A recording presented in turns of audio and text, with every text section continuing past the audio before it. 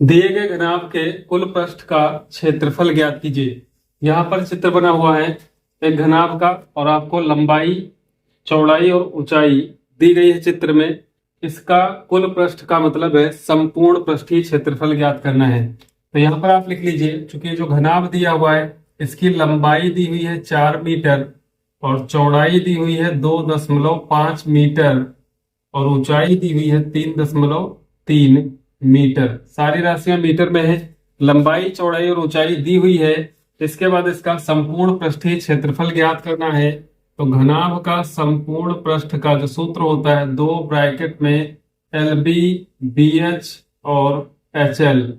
यहाँ पर आप मान रख देंगे इनके। तो 2L×B यानी कि 4 गुणे 2.5 प्लस B×H यानी कि 2.5 गुणे 3.3 प्लस H गुणे L, H का मान 3.3 और गुणे L का मान है 4।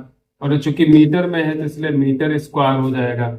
यहाँ पर ब्रैकेट्स में जो संख्याएं हैं इनकी गुणा कर लीजिए आपस में और 2 से बाद में गुणा करा दीजिए। तो यहाँ पर 25 से यदि मान ले इसको तो 25 चक्कू 100 होता है और उसमें से दशमलव है के बाद एक अंक है इसलिए 0 कम कर देंगे तो 10 आ जाएगा। यानी कि 2.5 का जब 4 से गुणा करेंगे तो 10 होगा।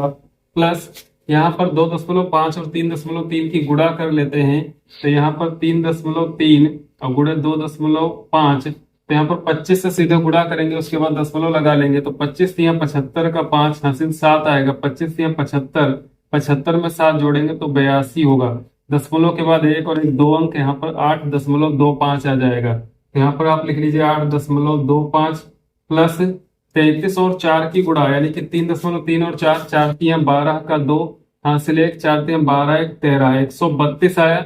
यहाँ पर आपको क्या करना है, दशमलव लगाना है। चूंकि 33 नहीं 3.3 है इसलिए एक अंक के बीच में यहाँ पर दशमलव लग जाएगा और ये आ जाएगा मीटर का स्क्वायर।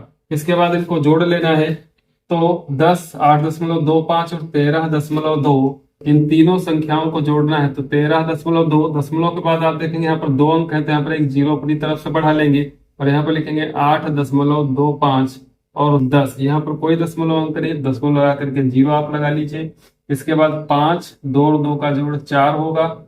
8 3 11 का 1 हासिल 1, 1 2 और 1 3 यानी कि आ जाएगा 2 गुणे 31.45 मीटर स्क्वायर।